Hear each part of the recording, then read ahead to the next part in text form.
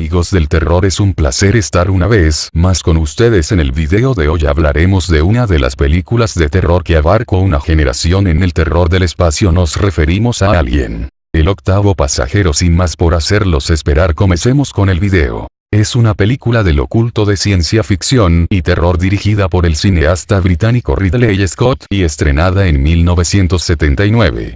El reparto estuvo integrado por los actores Sigourney Weaver, Tom Skerritt, Veronica Cartwright, Harry Dean Stanton, John Hurt, Ian Holm y Japeth Kotto, y la trama relata el acecho de una criatura alienígena a la tripulación de una nave espacial.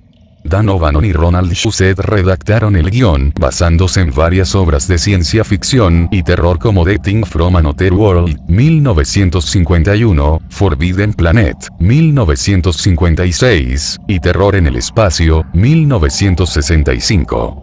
El éxito de Star Wars en 1977 supuso un cambio favorable en la forma en que era percibida la ciencia ficción en el cine y motivó a 20th Century Fox a iniciar la producción de Alien.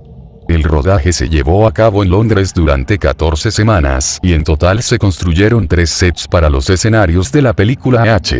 R. Giger y Ronkovich Chris Foss diseñaron los elementos alienígenas y humanos, respectivamente, mientras que Jerry Goldsmith estuvo a cargo de la composición de la banda sonora. Pese a contar mayormente con críticas favorables, la recepción inicial de la prensa resultó variada. Algunos críticos como Vincent Canby, Leonard Maltin y Roger Ebert coincidieron en la escasez de creatividad en la trama y catalogaron el filme como una decepción.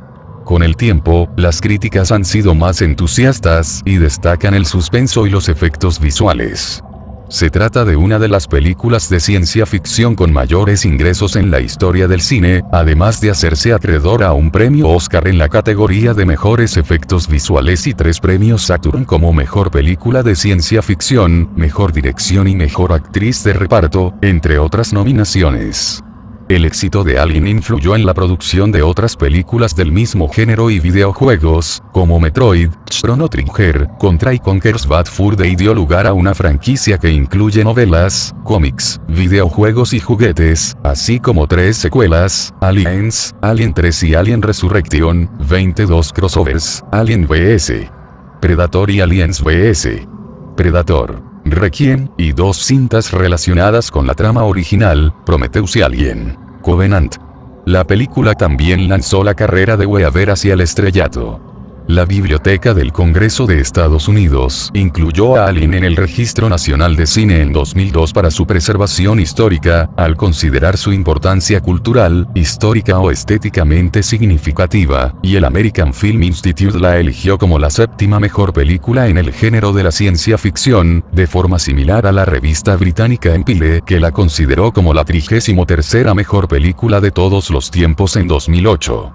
La trama de la película se sitúa en el año 2122 en la nave espacial de transporte comercial USS Nostromo regresa a la Tierra proveniente del planeta Tedus, con un remolque de 20 millones de toneladas de mena. Los 7 miembros de la tripulación están en un estado de sueño criogénico. Al recibir una transmisión de origen desconocido, procedente al parecer de la luna de un planeta cercano, el ordenador central de la nave madre despierta a la tripulación. En un principio creen que están en las proximidades de la Tierra, hasta que descubren que se hallan en una región fuera del sistema solar. El capitán Dallas les comenta que la computadora cambió el rumbo de la nave para acudir a una señal anormal que la nave recibe cada 12 segundos, y que Madre identifica como una alerta de auxilio. Dallas asume la responsabilidad de investigarla y, con la ayuda del oficial científico Ash, persuade al resto del equipo para que colabore. Gracias a cálculos de trayectoria realizados por la nave, descubren que están en el sistema extrasolar Z Segundo Reticuli, en los límites de astronavegación, y se dirigen hacia un destino desconocido. Finalmente, la Nostromo llega a la luna de un planeta gigantesco gaseoso anillado e inexplorado. En ella, la tripulación desengancha a Nostromo del remolque y la nave desciende hacia donde se originó la transmisión. En su aterrizaje, la nave sufre algunos daños. El capitán Dallas, el oficial ejecutivo Kane y la navegante Lambert salen a la superficie del planetoide a investigar el origen de la señal, mientras que la suboficial Ellen Ripley, Ash, y los ingenieros Brett y Ann Parker se quedan en la nave para monitorearlos y hacer reparaciones. Dallas, Kane y Lambert descubren que la señal proviene de lo que parece ser una nave espacial alienígena abandonada desde hace tiempo. Dentro encuentran los restos fosilizados de un extraterrestre gigante sentado en la silla del piloto, con un boquete en su abdomen perforado de adentro hacia afuera. Mientras tanto, Ripley ordena a Madre que realice una minuciosa decodificación binaria del código extraterrestre para su interpretación. Durante la actividad, se percata de que el mensaje es de advertencia y no una solicitud de socorro como les hizo creer la computadora. Dentro de la nave abandonada, Kane descubre una enorme cámara llena de numerosos huevos, uno de los cuales libera una criatura que se adhiere a su casco, derritiendo su visor y dejándolo inconsciente. Dallas y Lambert lo llevan a la Nostromo, donde Ash les permite entrar, a pesar del protocolo de cuarentena activado por Ripley. Una vez en el interior de la nave, Dallas y Ash intentan arrancar la alimaña del rostro de Kane, pero descubren que la sangre de la alimaña es un ácido extremadamente corrosivo. Finalmente, la criatura se desprende por sí sola y cae muerta. Con la nave reparada, la tripulación despega, acopla el remolque y retoma el viaje hacia la Tierra. Kane despierta aparentemente ileso, pero durante una comida antes de entrar nuevamente en hipersueño, Kane comienza a asfixiarse convulsivamente hasta que una larva emerge violentamente de su pecho, matándolo en el acto, y escapando para ocultarse en la nave. La tripulación intenta localizar y capturar al monstruo con sensores de movimiento, armas de electrochoque y lanzallamas, pues se dan cuenta que si la sangre de la criatura es corrosiva, dispararle puede afectar al casco de la nave. Mientras Beth busca a Jones, el gato de la tripulación, llega a una sala en la que encuentra al ser que ya está desarrollado, que presumiblemente lo asesina antes de desaparecer por los conductos del sistema de ventilación de la nave.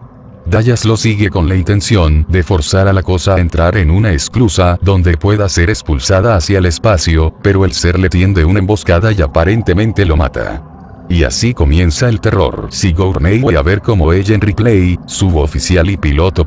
La decisión de dar el personaje principal a una mujer provino de Hilary Hill, que sentían que eso podría ayudar a alguien a destacar en un género como el de la ciencia ficción, dominado por personajes masculinos.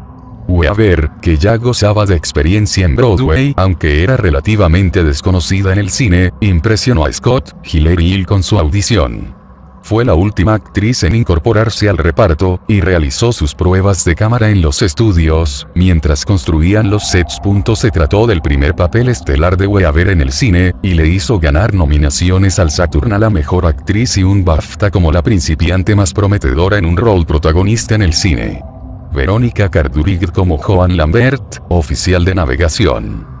Cartwright tenía experiencia en películas de terror y ciencia ficción tras actuar en Los Pájaros, 1963, e Invasion of the Body Snatchers, 1978. Originalmente había sido escogida para interpretar a Ripley, pero el cambio le tomó por sorpresa, pues no se enteró sino hasta que acudió a Londres por cuestiones de vestuario. La actriz estaba inconforme con el hecho de que su personaje fuera emocionalmente débil. En sus propias palabras, me convencieron de que yo representaba los miedos de la audiencia. Yo era un reflejo de cómo se sentía el público. Cartwright ganó un Saturn a la mejor actriz de reparto por su papel. Ian Holm como Ash, oficial científico y médico de la tripulación. Holm, un actor veterano que ya había participado en varias películas, fue el actor con mayor experiencia cinematográfica del reparto. John Hurt como Gilbert Kane, oficial ejecutivo y copiloto. Hurt era la primera opción de Scott para el personaje, pero no estaba disponible por cuestiones de agenda puesto que trabajaba en esa época en Sudáfrica, así que Jon Finch accedió a interpretar el personaje en su lugar. Finch se enfermó el primer día de rodaje y le diagnosticaron diabetes severa y bronquitis. Debido a esto, Hurt llegó a Londres para sustituirlo. Su actuación le valió una nominación para el premio BAFTA al mejor actor de reparto. Japet Kotto como Dennis Parker, ingeniero en jefe. Se eligió al afroamericano Kotto para dar diversidad étnica al elenco. Poco después de finalizar su participación en Vive y Deja Morir, 1973, el actor recibió una copia del guión, aunque no se integró de inmediato al reparto ya que su agente tuvo que realizar antes algunas negociaciones para su participación en Alien. Tom Skerritt como Arthur Dallas, capitán y oficial en jefe. Skerritt lo contrataron en fases tempranas del rodaje, pero rechazó el rol debido al bajo presupuesto y a la ausencia de un director al frente de la producción. Más tarde, cuando Scott asumió la dirección y el presupuesto se duplicó, Skerritt aceptó el papel de Dallas. Harry Dean Stanton como Samuel Brett, ingeniero técnico. Las primeras palabras de Stanton a Scott fueron: "No me gustan las escenas de ciencia ficción o las películas de monstruos". A Scott le divirtió aquello y convenció a Stanton para que actuara en el rol de Brett, después de asegurarle que Alien era realmente un thriller más bien parecido a la novela 10 Negritos, 1974. Bolajiva dejó como el alien, antagonista principal de la película. Un miembro del equipo de producción descubrió al nigeriano Badejo en un bar, cuando todavía era un estudiante de diseño. Después de entrevistarlo, lo puso en contacto con Scott, que lo consideró idóneo para interpretar al personaje debido a la considerable extensión de sus brazos y piernas, un rasgo que a su parecer haría creer a la audiencia que el alienígena no podía tratarse de un actor disfrazado. Los especialistas de cine Eddie Powell y Roy Scamell también interpretaron a la criatura en algunas escenas. Mientras estudiaban cinematografía en la Universidad del Sur de California, Dan O'Bannon, John Carpenter y Ron Cobb produjeron el filme de ciencia ficción y comedia Dark Star, 1974. 5 años más tarde O'Bannon comenzó a escribir una historia similar a la trama de Dark Star, pero con más elementos del cine de terror. Ronald Shusett escribía el libreto de Total Recall, 1990, cuando miró Dark Star y quedó impresionado con la trama. Se puso en contacto con él y ambos accedieron a colaborar en sus respectivos guiones. Coincidieron en que la película de O'Bannon habría de ser la menos costosa de producir, así que trabajaron primero en dicho libreto. Para entonces O'Bannon ya tenía un borrador de 29 páginas titulado Memory, que describía como un grupo de astronautas despierta de un sueño inducido y se entera de que el trayecto de su nave ha sido interrumpido por una señal proveniente de un planetoide desconocido. Pese a que ya tenía en mente a la criatura extraterrestre antagónica, todavía no definía su apariencia. O'Bannon recibió una propuesta de Alejandro Jodorowsky para participar en la adaptación de la novela Dune, y se trasladó a París, donde permaneció por 6 meses. Pese a la cancelación del proyecto, esta experiencia le permitió a O'Bannon conocer a otros escritores y artistas de la ciencia ficción como Chris Foss, H.R. Giger y Jean Moebius Giraud, cuyas ideas y conceptos habrían de repercutir en Memory. Se mostró impresionado con las carátulas de los libros de Foss, y el trabajo de Giger le pareció perturbador. En su opinión, sus ilustraciones de Giger tuvieron un profundo impacto en mí.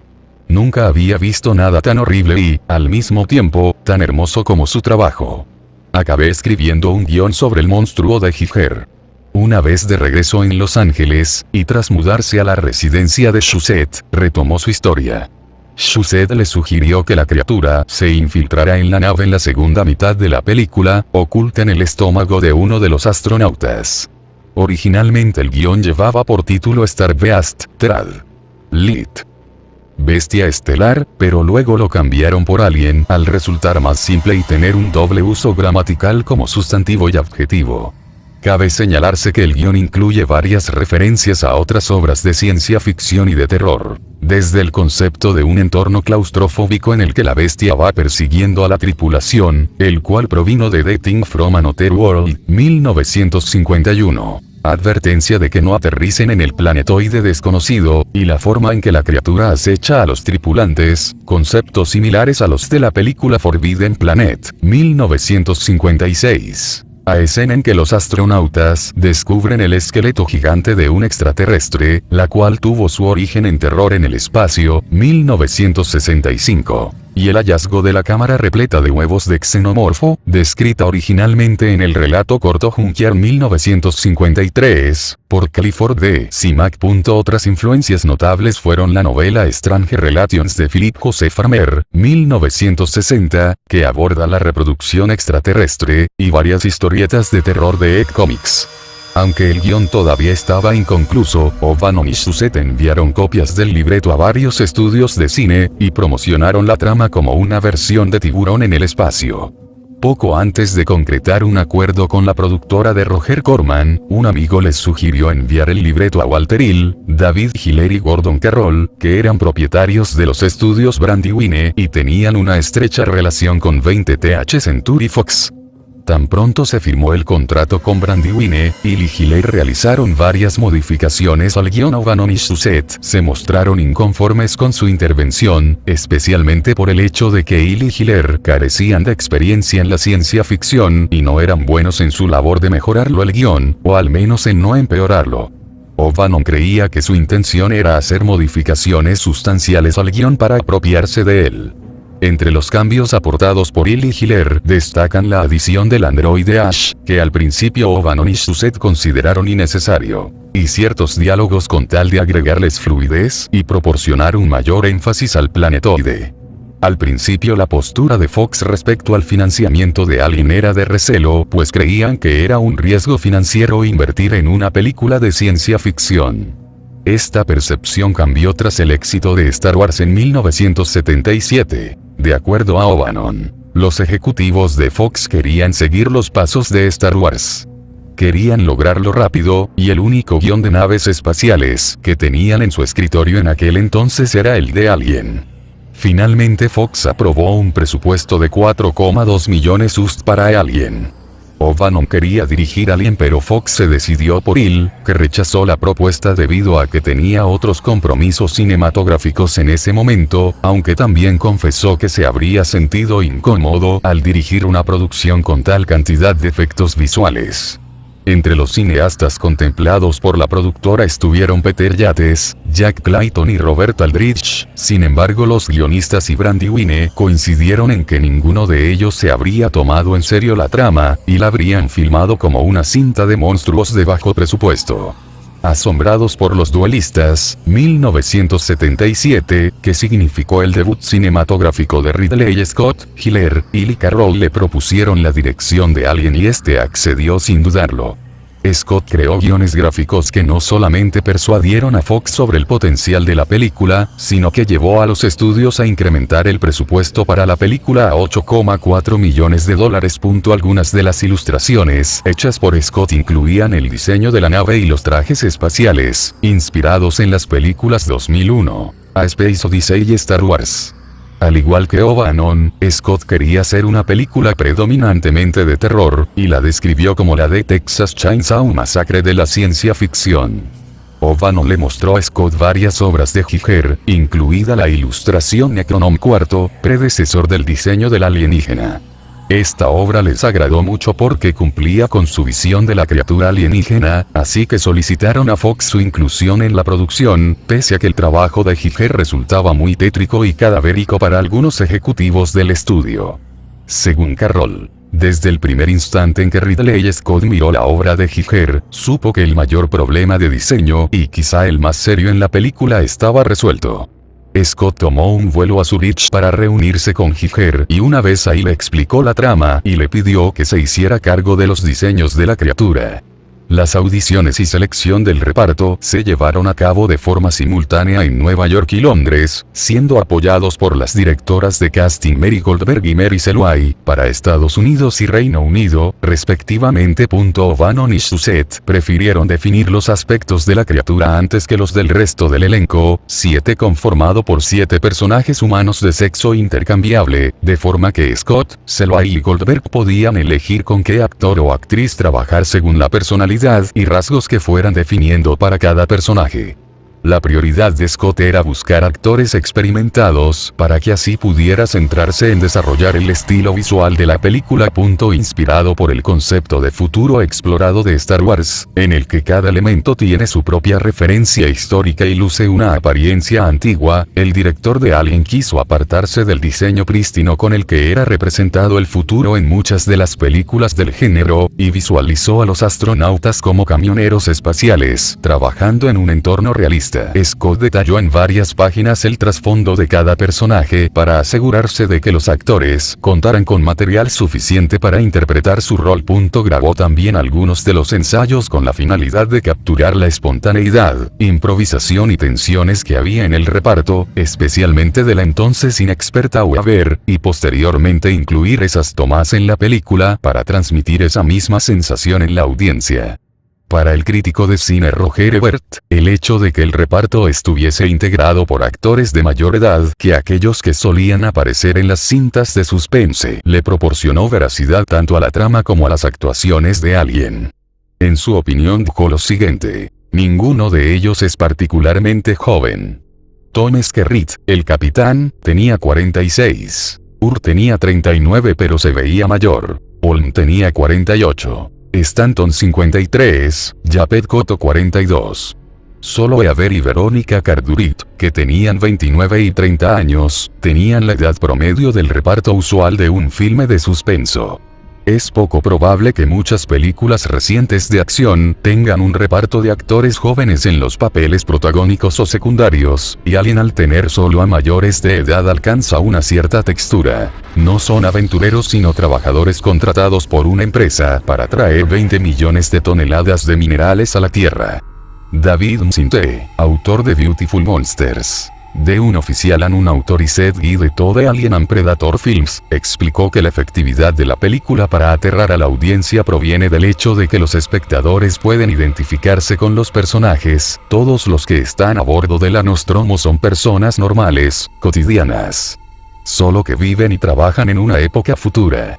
La filmación dio comienzo el 5 de julio de 1978 y duró solo 14 semanas debido al bajo presupuesto y a la insistencia de Fox en que el equipo de producción se ajustara al calendario estipulado. Usaron los estudios Shepperton, cerca de Londres, para grabar la mayoría de las escenas principales de la película y, aproximadamente a 40 kilómetros, los estudios Brian Butter o Clay, Berkshire para filmar los modelos en miniatura.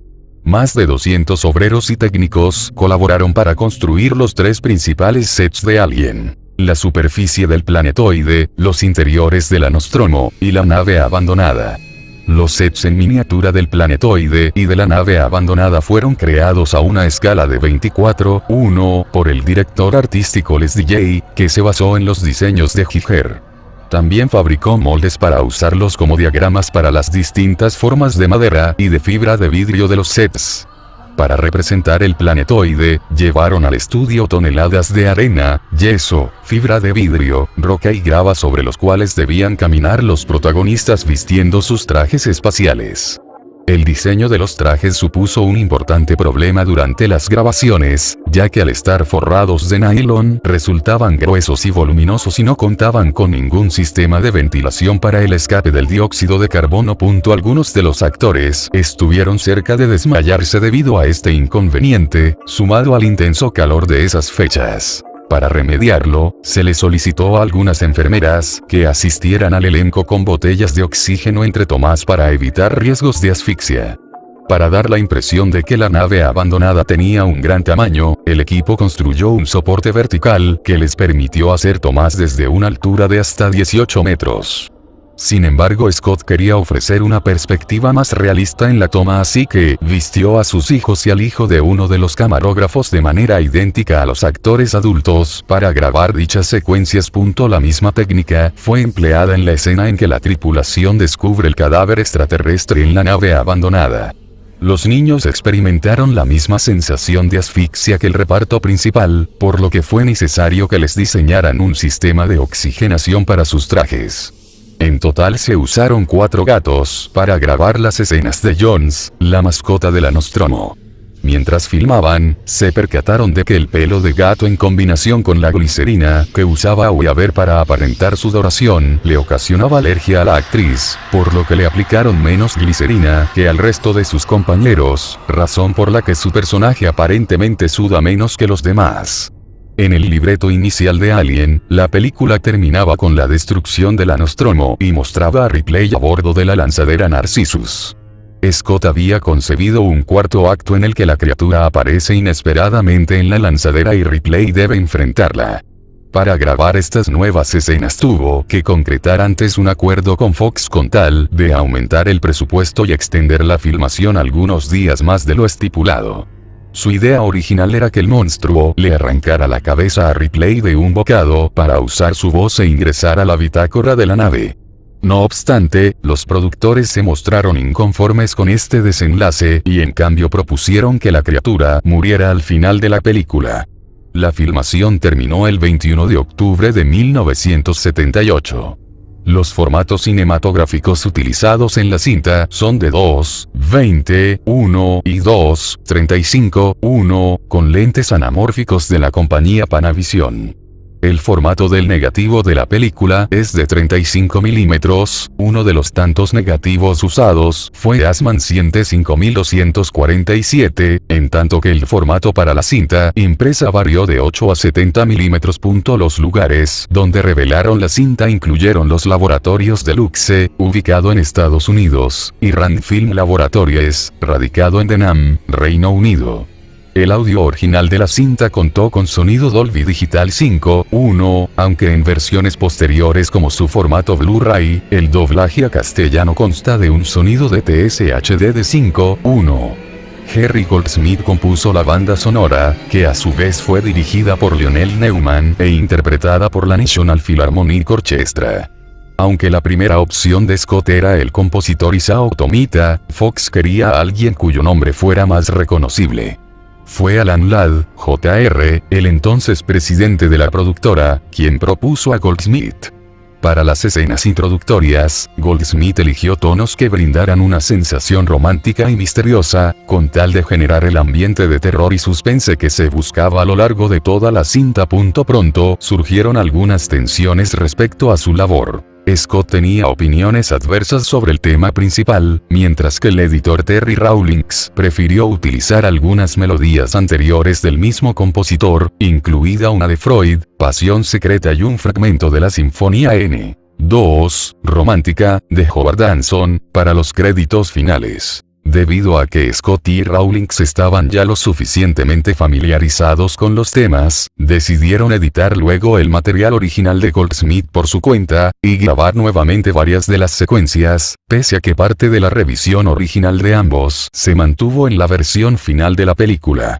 Al respecto, Goldsmith comentó: "Pueden apreciar que yo estaba yendo a los extremos opuestos del polo con los realizadores de la cinta".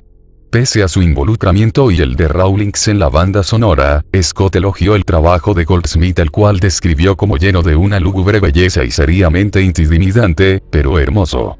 Tras el estreno de Alien, el material resultó nominado al Globo de Oro por la mejor banda sonora, al Grammy al mejor disco de banda sonora, y a un BAFTA por la mejor banda sonora en una película. Desde entonces se han distribuido varias versiones que contienen distintas canciones y secuencias. A continuación, se enumeran las pistas que conforman la banda sonora original junto con su duración. Las labores de postproducción de la cinta se extendieron 20 semanas, durante las cuales el montaje corrió a cargo de Terry Rawlings, que ya antes había colaborado con Scott en la edición de sonido de su ópera prima, Los Duelistas. Para Alien, la prioridad de Rawlings y Scott fue darle un ritmo lento al desarrollo de los sucesos con tal de proporcionar suspense a los momentos de mayor tensión. En opinión del primero, pienso que lo que nos funcionó fue que hicimos la trama lo suficientemente lenta, algo completamente distinto a como lo hacen ahora en las demás cintas del género. A mi parecer, esa lentitud fue la que nos permitió crear esos momentos en que querías que la gente estuviera aterrada. Podíamos ir luego tan rápido como queríamos porque para entonces ya has acorralado a todos en una esquina y puedes atacarlos. Creo que fue así como funcionó todo. Originalmente la película tenía una duración de 3 horas, pero esta se fue reduciendo hasta 2 conforme se llevó a cabo el montaje. Una de las principales escenas modificadas durante el montaje mostraba a Ripley encontrándose con los cuerpos de Dallas y Brett envueltos parcialmente en una especie de capullo fabricado por el extraterrestre. La intención de O'Bannon con esta escena era dar a entender que Brett se estaba convirtiendo en un nuevo incubador de la criatura, mientras que el cuerpo de Dallas estaba cerca de él para permitirle a la grasa caraz resultante implantar un nuevo embrión. En este último punto, según el diseñador de producción Michael Seymour, Dallas se había vuelto una especie de alimento para la criatura, en tanto que el productor Ivor Powell percibió que se encuentra en la nave en forma de huevo, con vida. Para Scott, la escena mostraba cómo Dallas y Brett están transformándose, cambiando estructuralmente hasta ser consumidos por lo que fuera ese organismo alienígena, en un nuevo. Al final se optó por recortarla ya que consideraron que se veía muy irreal, además de que alteraba el ritmo de la secuencia de escape de la protagonista. Tom Skerritt señaló que la cinta debía mantener ese ritmo. Ella Ripley tratando de escapar de ese lugar de una puñetera vez, todos nosotros animándola para que pudiera hacerlo. El hecho de que ella se detuviera para charlar con Dallas resultaba algo inoportuno. La escena original fue incluida en la edición en formato Laserdisc, mientras que una versión editada de la misma aparece en la edición Director's Cut del formato DVD, lanzado al mercado en 2003. El doblaje hispanoamericano para el largometraje se realizó en el estudio SM International Dubbing Incorporated de Los Ángeles, bajo las actuaciones de Jesús Brock, Dallas, Jesús Barrero, Kame, Rocío Garcel, Ripley, Edgar Wald, Ash, Rocío Gallegos, Lambert, Jorge Roig, Parker, Jorge García, Brett, y Gloria González, madre. Antonio Raxel dio la presentación inicial de la película. En España, el grupo Incine Distribuidora Cinematográfica Sociedad Anónima fue el encargado de distribuir la versión doblada para la región ibérica, y contó con la participación de Camilo García, Dallas, Ricardo Solans, Kame, María Luisa Solá, Ripley, Antonio Gómez de Vicente, Ash, Rosa Guiñón, Lambert, Joaquín Díaz, Parker, Rogelio Hernández, Brett, y Rosario Caballé, madre. O'Bannon le pidió a Ronkovich y Chris Foss, con quienes había colaborado previamente en Dark Star y Dune, que diseñaran los elementos vinculados con los personajes humanos de la película, incluyendo la Nostromo y los trajes espaciales. Cobb comenzó su labor cuando el guión todavía estaba en proceso de redacción. Dibujó varios bosquejos de la nave basándose en conceptos como el Leviatán y el Snark. Para los nombres de la nave y la lanzadera espacial, se inspiró en un par de novelas de Joseph Conrad. Nostromo provino del título homónimo de 1904, y Narcissus de la novela El Negro del Narciso de 1897. El equipo realizador destacó la destreza con la que Cobb representó los interiores de la nave. Es importante señalar que Scott fue quien propuso el concepto una remolcadora de una plataforma de refinería. Si bien Cobb realizó algunas sugerencias para el diseño del extraterrestre, estas no fueron tomadas en cuenta en la versión final del filme. Moebius, otro de los involucrados en Dune, proporcionó algunos diseños de vestuario para los trajes espaciales de los protagonistas. Los sets de los 3 compartimentos de la Nostromo estaban conectados por medio de pasillos, para facilitar el traslado de los actores durante el rodaje, lo cual ayudó a incrementar la sensación de claustrofobia que se quería transmitir en la filmación.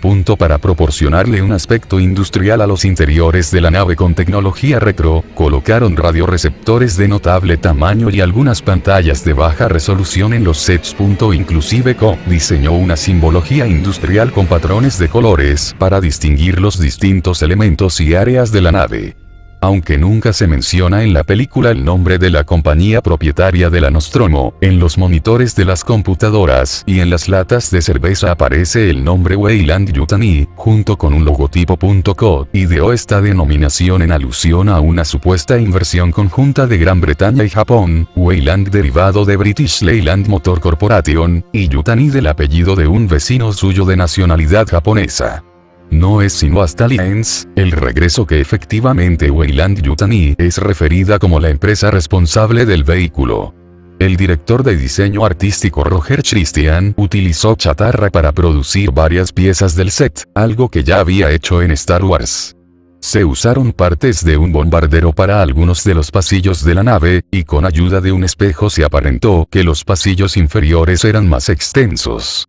Los supervisores de efectos especiales Brian Johnson y Nick Calder se encargaron de crear varias piezas y accesorios de los sets, tales como las sillas giratorias, las pantallas de computadora, los sensores de movimiento y el lanzallamas.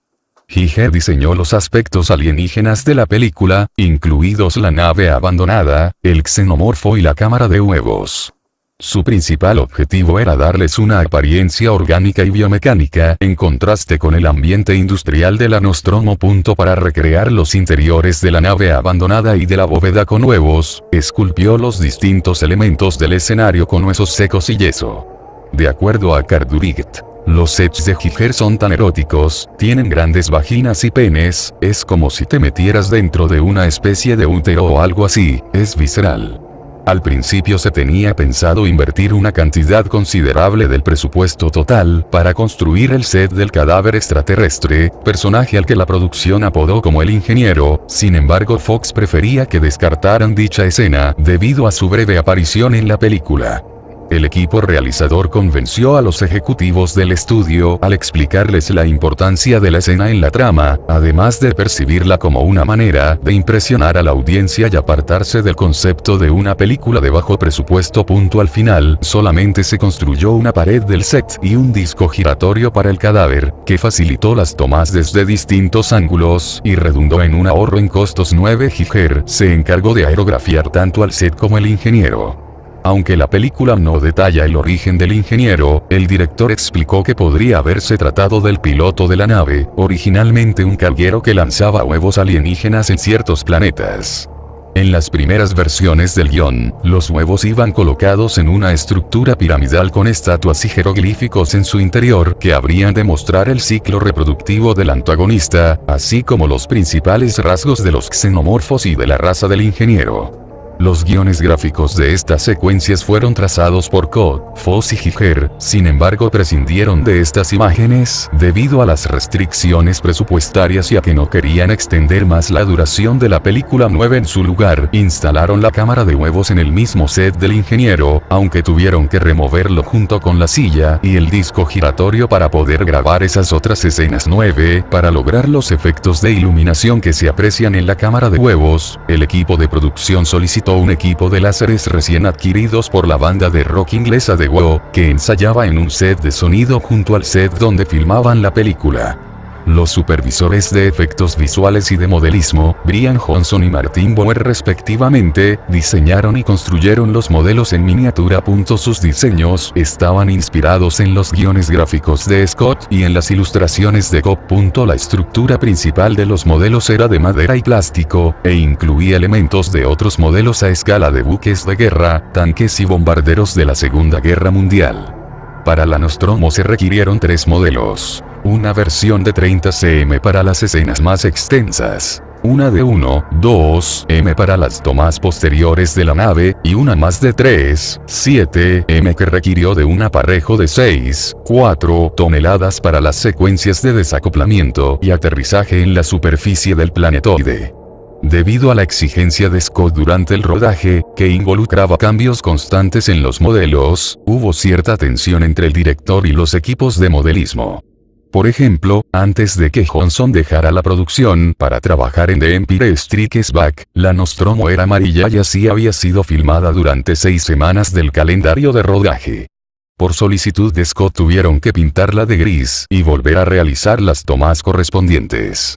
Otros sucesos controvertidos ocurrieron cuando, por ejemplo, debido a la adición de varias piezas al modelo de la nave, fue necesario usar un armazón metálico para levantar el modelo con ayuda de una carretilla elevadora. Cuando Scott destruyó varios de los diseños en espiral de Boer con un martillo y un cincel. O las diferencias entre el cineasta y el fotógrafo Denis Eiling en relación al nivel de iluminación para los modelos.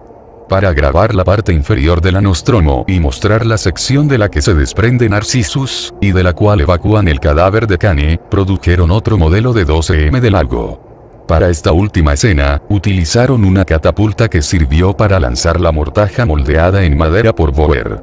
Para lograr el efecto que buscaban, filmaron la toma a alta velocidad y luego la retardaron en la fase de edición. El desprendimiento de la lanzadera fue la única escena de Alien que requirió de una pantalla verde. Para el resto de la cinta utilizaron mantas oscuras con estrellas superpuestas mediante la técnica de exposición múltiple. Aunque la tecnología de fotografía con control de movimiento ya existía en aquel entonces, el equipo de producción no contaba con el presupuesto suficiente, por lo que emplearon una cámara de lentes especiales que montaron sobre un sistema de rieles para facilitar su movimiento alrededor de los modelos y filmar a una velocidad de 2,5 cuadros por segundo. Scott decidió agregar efectos de humo y viento para darle mayor credibilidad a la escena. Se utilizó un brazo mecánico de 9,1 construido con piezas de un modelo ferroviario, y la carretilla elevadora para filmar el desenganche del Nostromo de la plataforma de refinería. Para las tomas hechas desde el exterior de la nave, donde se aprecia a través de las ventanillas de la nave a la tripulación en operaciones, se usaron modelos más extensos y pantallas que reproducían escenas grabadas previamente por el elenco. Ciertas áreas de la nave extraterrestre abandonada y de la superficie del planetoide fueron pintadas con acabado mate. Si bien nunca se menciona el nombre del planetoide en Alien, algunas versiones del guión contenían el término Acheron proveniente del nombre del río Aqueronte, que en la mitología griega es concebido como el flujo del dolor, un brazo del río Estigia, que circunda al infierno en la Divina Comedia de Dante Alighieri. Aunque en Aliens, el regreso el planetoide lleva la denominación LV-426, ambos términos son asociados con el planetoide en la franquicia. La película también sugiere que el planetoide está ubicado en algún lugar del sistema galáctico Z Segundo Reticuli. Criaturas. La escena en que aparece el huevo morfo, del inglés Ovomorph, fue filmada en la postproducción, aunque el huevo traslúcido que aparece en la película fue creado con fibra de vidrio. Durante las grabaciones de prueba usaron huevos de gallina.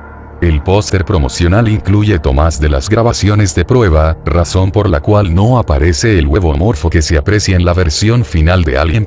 Para recrear el movimiento del embrión en su interior, Scott agitó sus manos con guantes de hule en el interior, el cual estaba cubierto de tripas y vísceras de res. Para la toma en que se abre la parte superior del huevo, se requirió de un sistema hidráulico. Para crear a la Abrasacaras, del inglés Facehugger, y su probóscide utilizaron tripas de oveja, pescado y mariscos. Cabe señalarse que esta había sido la primera criatura diseñada por Giger para la película, y pasó por varios diseños antes de elegir el que se asemejaba a los dedos de una mano, y en cuyo desarrollo estuvieron también involucrados O'Bannon y Comp. Este último sugirió que la criatura fuese inmune a las heridas de armas de fuego o explosivos gracias a la presencia de una sustancia ácida en su organismo. El equipo realizador recurrió a la misma técnica empleada en la escena de la evacuación del cadáver de Kane, consistente en reducir digitalmente la velocidad de la toma original, para prolongar el desplazamiento de la Abrasacaras al salir de nuevo. No obstante, a diferencia de aquella, grabaron esta escena de manera inversa. Para lograr el efecto del desplazamiento, se usaron mangueras de alta presión. El diseño del quebrantapechos, del inglés Chestbuster, estuvo inspirado en la pintura Tres Estudios para figuras en la base de una crucifixión, 1944, de Francis Bacon, y, al igual que el Abrasacaras, pasó por varios diseños. Las anécdotas personales de O'Bannon con la enfermedad de Crohn ayudaron a definir la escena donde aparece esta criatura. Aunque los actores ya estaban enterados de que el alienígena salía del estómago de Urt antes de grabar dicha escena, no sabían que la producción había colocado bombas de alta presión y petardos para esparcir la sangre y vísceras contenidas en el interior de la marioneta usada en lugar del cuerpo de Urt. Para lograr este efecto, Urt se colocó debajo de la mesa de forma que solo su cabeza y brazos eran visibles en la parte superior, mientras que un marionetista sujetaba con un palo al alienígena durante la grabación. Al filmar la secuencia, un chorro de sangre salpicó a Cartwright y provocó que la actriz cayera al suelo y se pusiera histérica. Como comenta Skerritt, lo que se ve en la película es su verdadera reacción. Ella no tenía idea de qué es lo que estaba pasando. Todo sucedió repentinamente. Para el desplazamiento veloz de la criatura a través del set, se hizo un corte en la mesa de manera que el marionetista pudiera pasar entre medio el palo que sujetaba a la criatura, y finalmente se usó una manguera de aire para impulsar el títere desde su cola. La sorpresa y el pánico que sintió el reparto en esta escena ayudó a darle un realismo sin precedentes a Alien, y es catalogado como uno de los momentos más icónicos de la cinta. Durante las exhibiciones de prueba, antes del estreno oficial, algunos espectadores se mostraban inquietos en sus asientos y se dirigían hacia la parte trasera de la sala, con tal de distanciarse de la pantalla en esta escena. En 2007 la revista británica Empire la catalogó como la mejor secuencia de cine para mayores de 18 años, por encima de otras como la decapitación de uno de los personajes de The Omen, 1976, o la metamorfosis del protagonista de un hombre lobo americano en Londres, 1981. Se usó otro títere para simular el tronco y extremidades superiores de Ash en la escena donde revela que es un androide. Para la secuencia en la que su cabeza es reactivada y colocada sobre una mesa, se utilizó un modelo animatrónico de la cabeza de Aon cubierto con una capa de látex. El fluido blanco que arroja el androide a causa de su mal funcionamiento se produjo con leche, caviar, pasta y perlas de vidrio. Estas escenas ocasionaron el desmayo de un asistente a las proyecciones de prueba de la película. Giger dibujó varios conceptos del antagonista de Alien antes de llegar a la versión definitiva. Esculpió el cuerpo con plastilina y le agregó vértebras de serpiente y tubos de enfriamiento de un automóvil Rolls-Royce, para representarlo con una mayor fidelidad a sus dibujos conceptuales.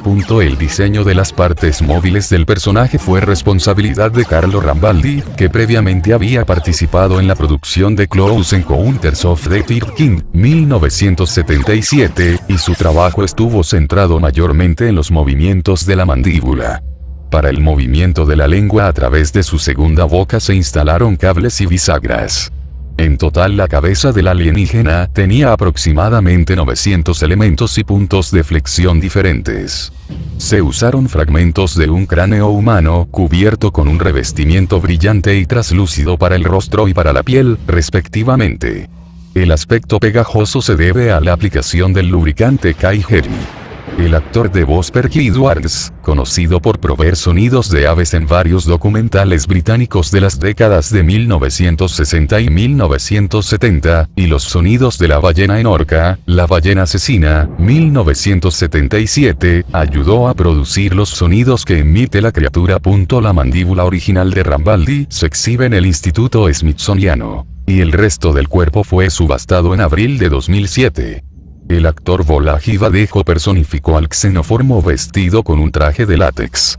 Scott explicó que el hecho de que la criatura posea forma humanoide se debe a que una de sus habilidades consiste en adquirir rasgos del organismo que infecta, que en este caso es el de un ser humano. Para su actuación, Badejo tomó clases de tai chi y mimetismo. En algunas escenas, como la que muestra el descenso de la criatura del techo de la nave, el personaje fue interpretado por los dobles Eddie Powell y Roy Scamell. Para esta escena en específico mantuvieron suspendido a Powell con unos cables, y luego lo bajaron con ayuda de una polea. Scott prefirió mantener oculta la apariencia íntegra del alienígena en la mayor parte de la cinta, pues su intención era brindar a la audiencia una sensación de terror y suspense. De esta forma el público puede proyectar sus propios temores e imaginar cómo luce el xenoformo.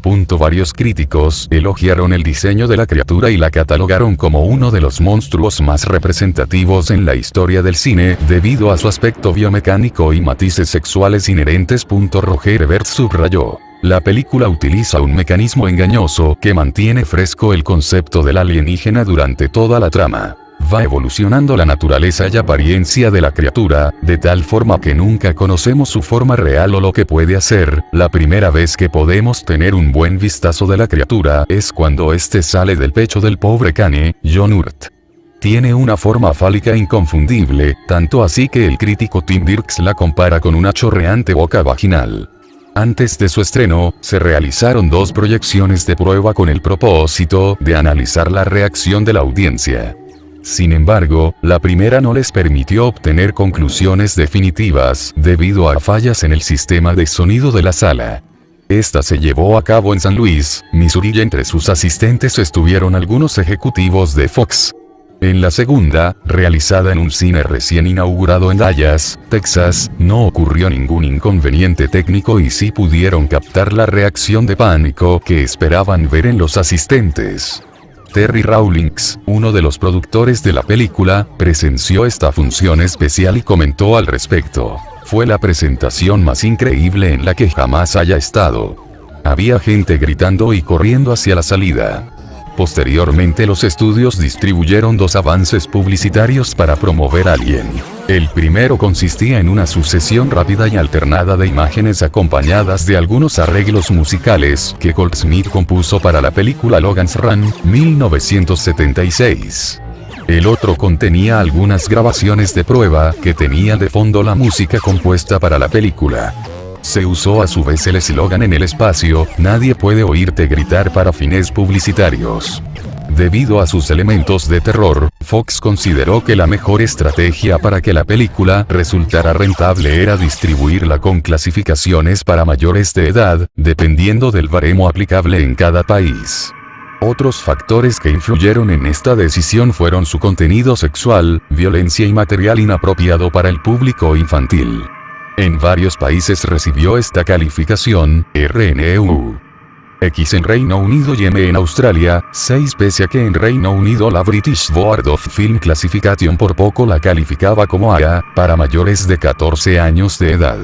A continuación, una tabla donde se muestran las clasificaciones de la película en diferentes países. Se pusieron a la venta varios productos para promover el estreno de la película, entre los cuales se incluyen una novela por Alan Dean Foster en 2 versiones, una para adultos y otra para jóvenes, y que consistía en una adaptación del guión, y una historieta por la revista estadounidense Heavy Metal, titulada Alien: The Illustrated Story, que venía acompañada de un calendario anual con imágenes de la película. La editorial Bruguera se encargó de traducir una versión al español de esta última, la cual apareció en 1979 en España. Ese año también se pusieron a la venta 2 libros acerca de la producción de Alien. El primero, The Book of Alien, contiene varias fotografías e información sobre el rodaje. El otro, titulado Giger's Alien, incluye muchas de las imágenes conceptuales de Giger para la cinta. Otros productos fueron un LP con algunas de las melodías de Goldsmith. El tema principal de Alien estuvo disponible como sencillo en solitario en 1980, un modelo a escala de 12 pulgadas del alienígena por parte de Model Products Corporation en los Estados Unidos y por Airfix en Reino Unido. 91 una figura de acción de la misma criatura producida por Kenner, así como un juego de mesa en el que los jugadores deben competir para ser el primero en llegar a la lanzadera mientras algunos extraterrestres los persiguen por los corredores de la Nostromo. Disfraces para Joven. Y varios juegos de computadora inspirados en la película, aunque estos últimos se distribuyeron después del estreno de Alien.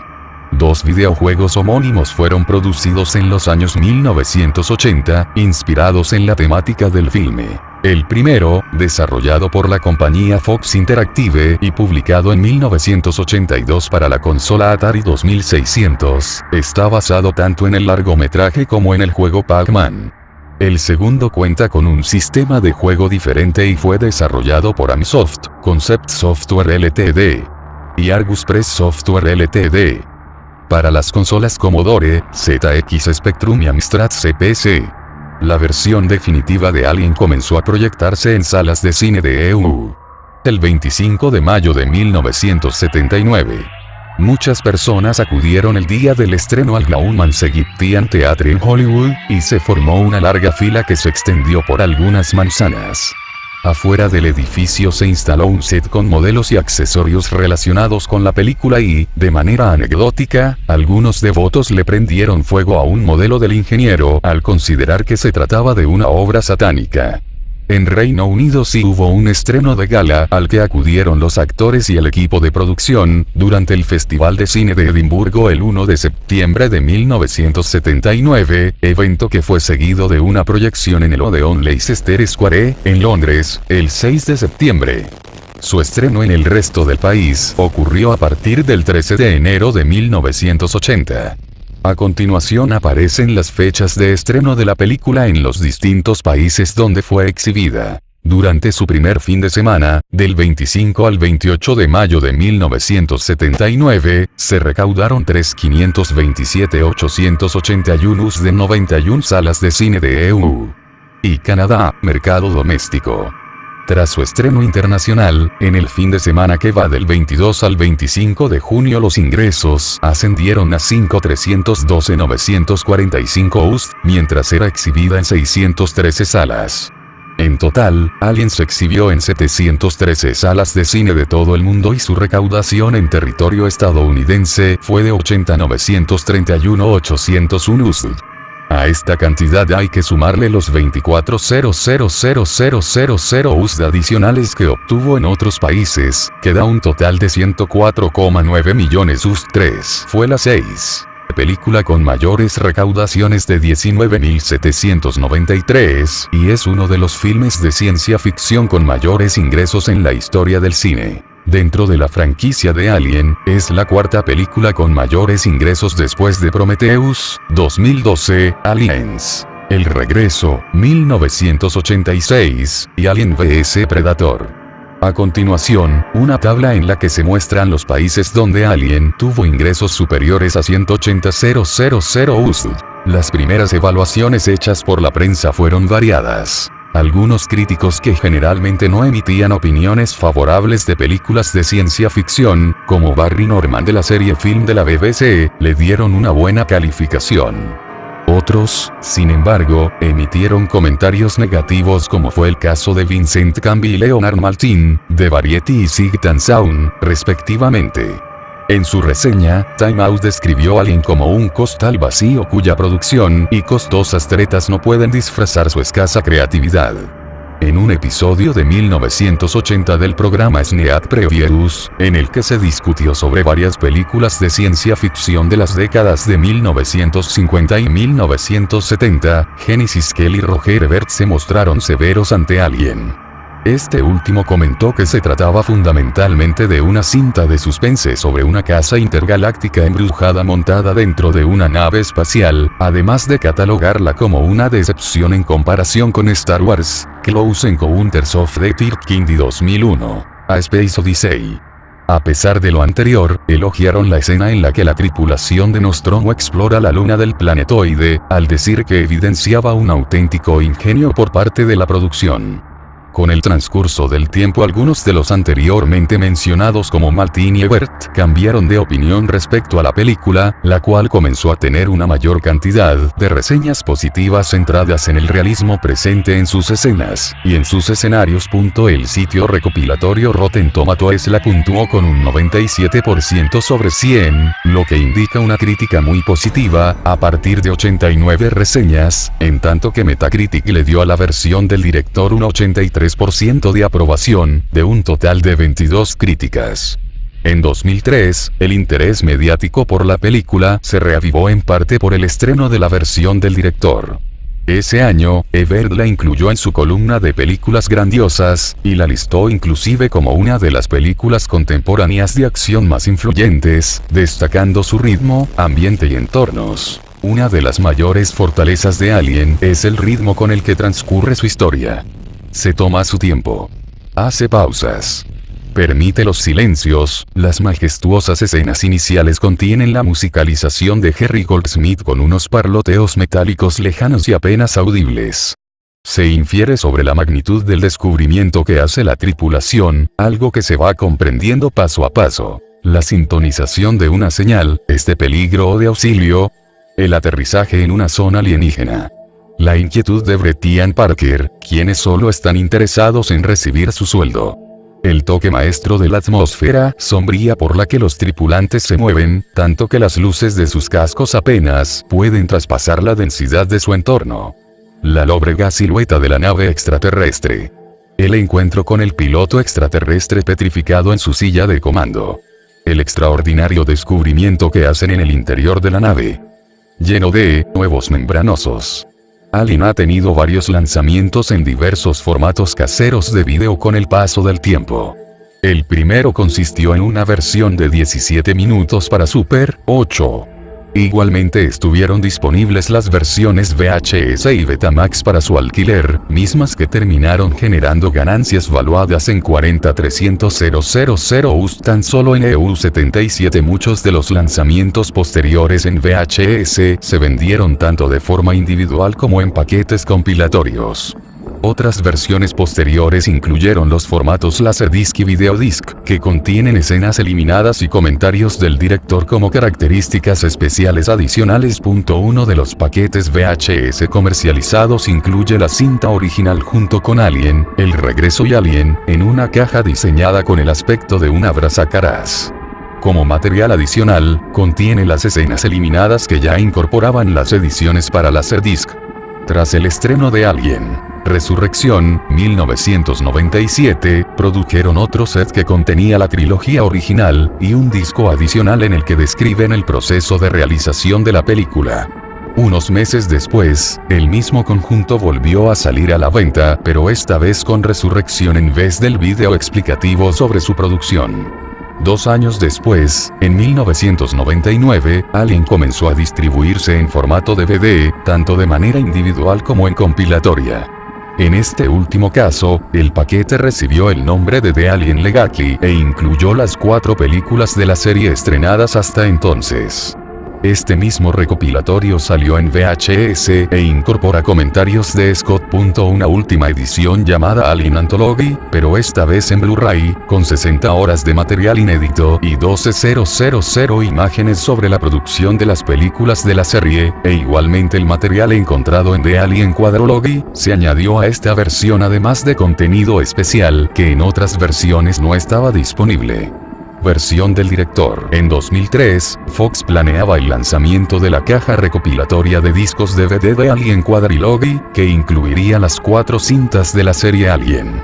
Adicionalmente, contendría versiones alternativas de cada una de las películas a manera de ediciones especiales y versiones del director. Fox le sugirió a Scott que remasterizara y restaurara ciertas tomas que habían sido cortadas de la versión final de Alien, para el estreno de una versión extendida de la cinta.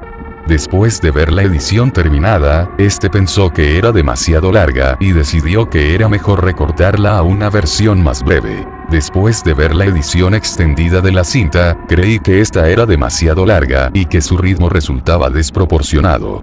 Después de todo, hubo una razón por la que recorté todas esas escenas en 1979. Sin embargo, bajo la premisa de darle a los fanáticos una nueva experiencia con Alien, consideré que debía haber un punto medio adecuado. Así que decidí acortar esa versión tan larga en una edición más dinámica y pulida del filme original.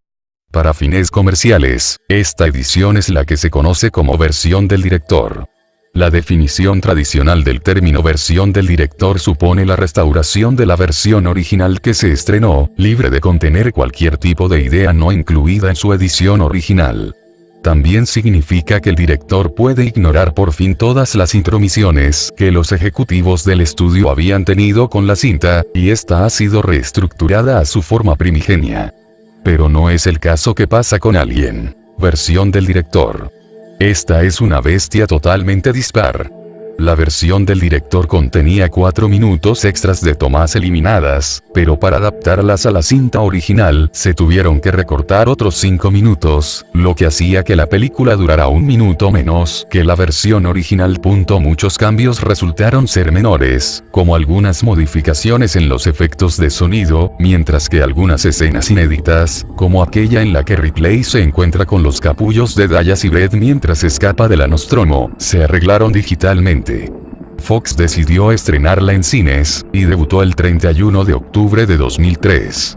La recopilación Alien Quadrilogy salió a la venta el 2 de diciembre del mismo año, con ambas versiones de la película y nuevos comentarios hechos por todo el equipo de producción, además de otros contenidos especiales y un documental llamado The Beast Within, The Making of Alien. Cada película tuvo su lanzamiento correspondiente en DVD por separado, en el cual ya venían ambas versiones de cada una. Scott se dio cuenta de que le agradaba más la versión original de Alien. En sus palabras, por alguna u otra razón, siento que la versión original de Alien fue impecable. Y todavía sigo sintiendo eso. también mencionó que la cinta original continúa siendo mi preferida. En algunas entrevistas, ha señalado que considera a las dos como versiones del director, aunque remarca que la de 1979 es la mejor que pudo haber hecho en aquella época. La edición Alien Quadrilogy permitió que Alien obtuviera nuevos premios y nominaciones. Por ejemplo, ganó los galardones de DVDX Exclusive como mejores comentarios de audio, mejor DVD en general y mejor película clásica, además de resultar nominada en las categorías de mejor detrás de cámaras y mejor diseño de menú. Igualmente se hizo acreedora al premio Sierra por mejor DVD, y tuvo una nominación Saturn como mejor colección de DVD, así como un par adicional de postulaciones en los premios Golden Satellite respecto a mejores extras en un DVD y mejor DVD en general. Tanto la versión original como la del director salieron a la venta en 2010 en formato Blu-ray, pudiéndose adquirir de manera individual o como parte del conjunto Alien Anthology. Asimismo, este compendio es considerado como uno de los más completos en cuanto a información adicional se refiere respecto a la serie fílmica. Alien consiguió un impacto profundo y duradero en los géneros de ciencia ficción y de terror dentro de la industria cinematográfica. Poco después de su estreno, el escritor Jack Hammer demandó a O'Bannon por haber plagiado supuestamente un guión de su autoría, titulado Black Space.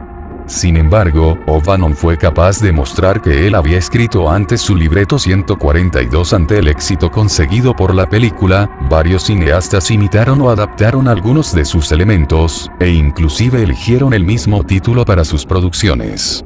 Una de las primeras fue The Alien Dead, 1979, nombrada así de último momento para conseguir cierto beneficio financiero a costa de la popularidad del filme de Scott Contamination, 1980, iba a ser titulada originalmente Alien 2, pero los abogados de Fox contactaron al director y guionista Luigi Cozzi para que cambiara el nombre de la película. A pesar de ello, una secuela italiana no autorizada, llamada Alien 2, sobre la Tierra, se estrenó en 1980 e incluyó criaturas de otros planetas que usaban a humanos como recipientes, de forma idéntica a la película de los estudios Fox. Otras películas de ciencia ficción que usaron elementos de Alien fueron Inseminoid, 1981, y Stro, 1982. Ambas tratan de la abducción por parte de seres extraterrestres, los cuales inseminan a los protagonistas, y estos deben de dar a luz a los productos de los alienígenas. Mientras los alumbran, los personajes mueren bruscamente a causa de la cría.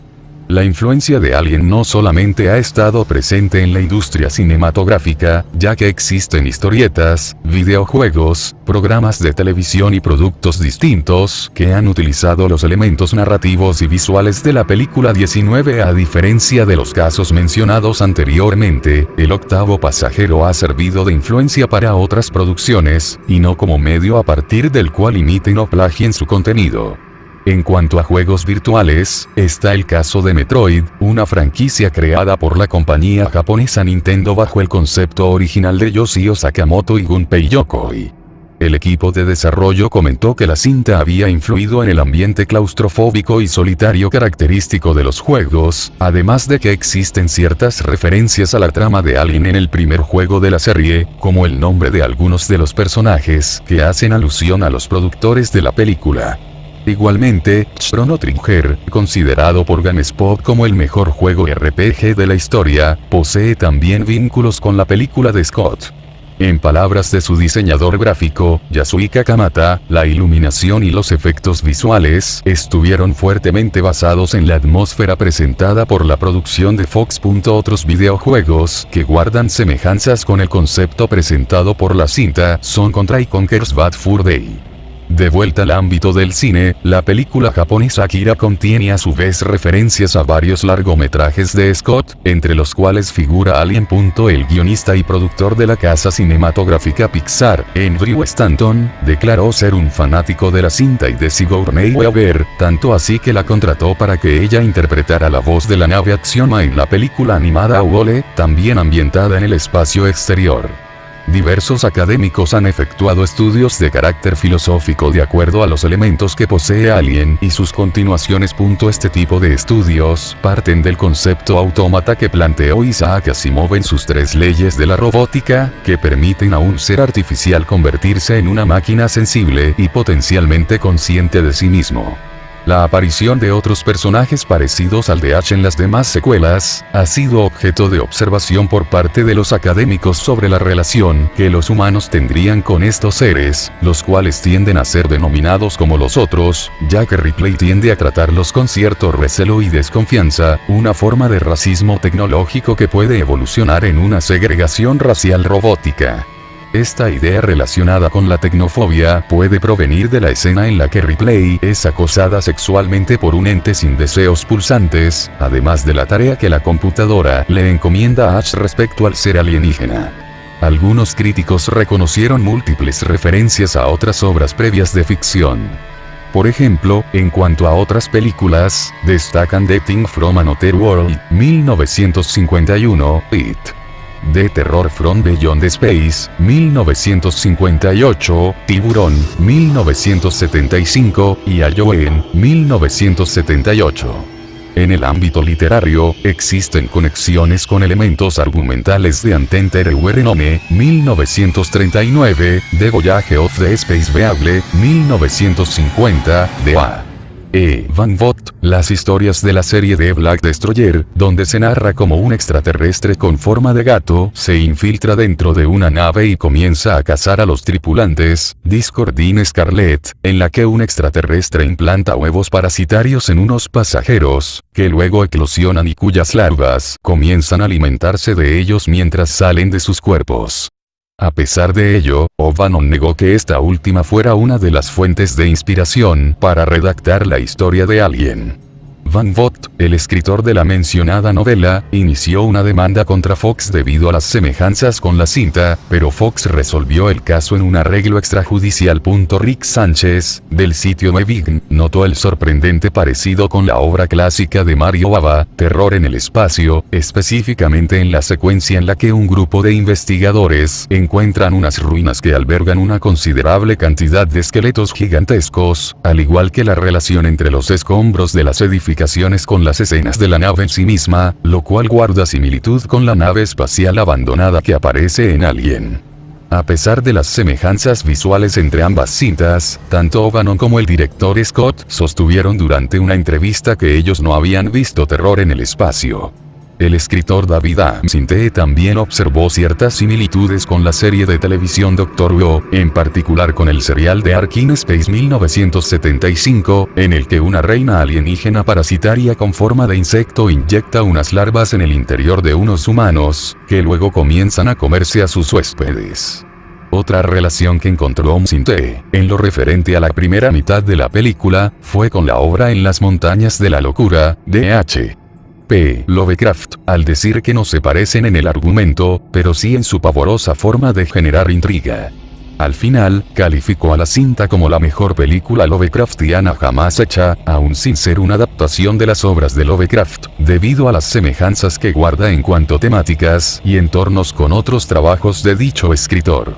En 2009 O'Bannon reconoció el legado de Lovecraft como una de las principales influencias de Alien al decir: una de las cosas que quedaron demostradas es que no puedes adaptar a Lovecraft de forma efectiva sin un estilo visual extremadamente fuerte, lo que necesitas es un equivalente cinemático de la prosa de Lovecraft.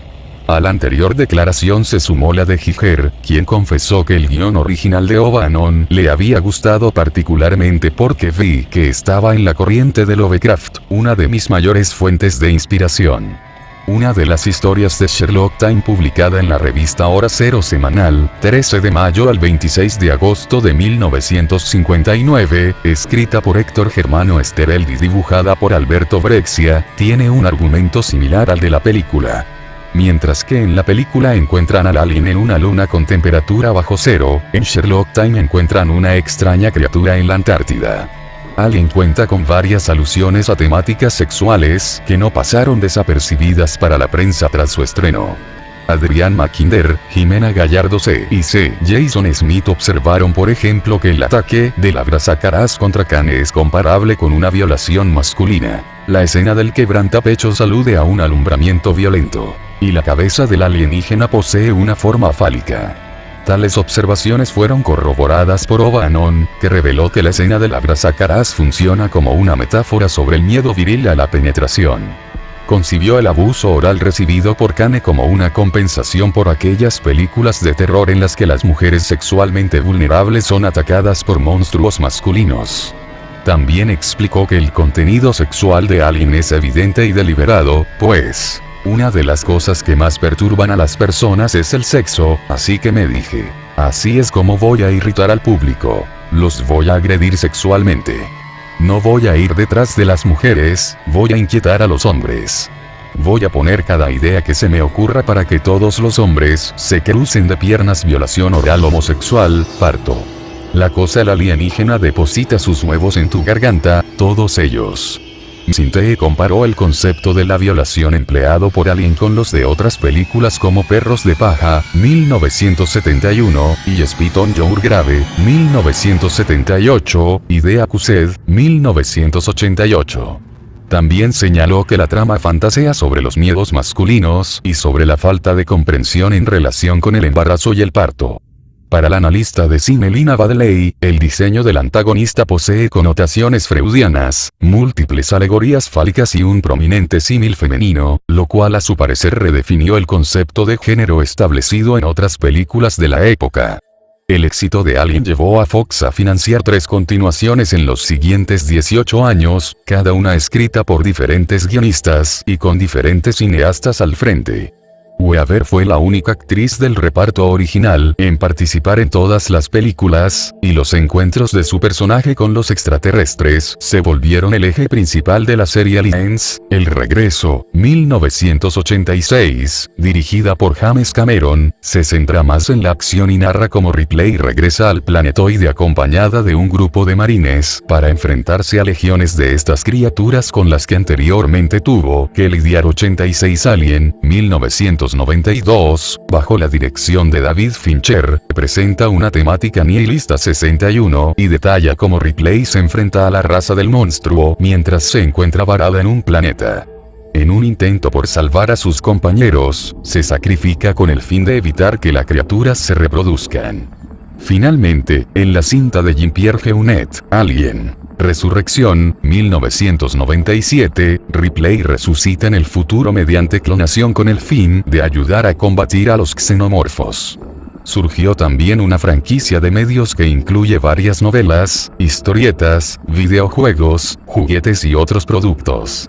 Algunos de estos artículos comenzaron a comercializarse bajo la marca Alien vs. Predator, un crossover donde los xenomorfos se enfrentan al personaje titular de la serie de películas iniciada por Depredador, 1987. A continuación se produjeron otras cintas basadas en este concepto. Alien vs.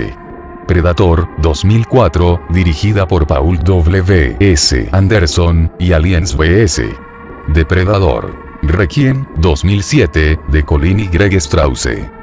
Ripley no aparece en ninguna de estas ya que están ambientadas en una época anterior a la de Alien.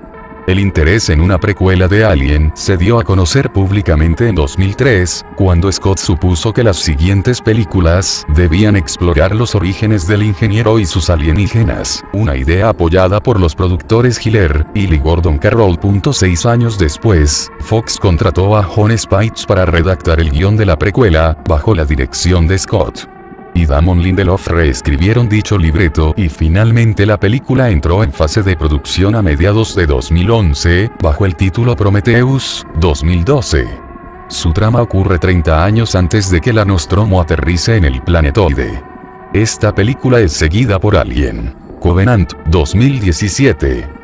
Espero que te haya gustado este análisis, dale un like para que pueda seguir haciendo estos videos para ti espectador del terror o déjame tus comentarios en la caja de comentarios para mejorar el canal. Soy el señor Xismount, te deseo lo mejor y que tengas dulces pesadillas hasta el próximo video y que viva el terror.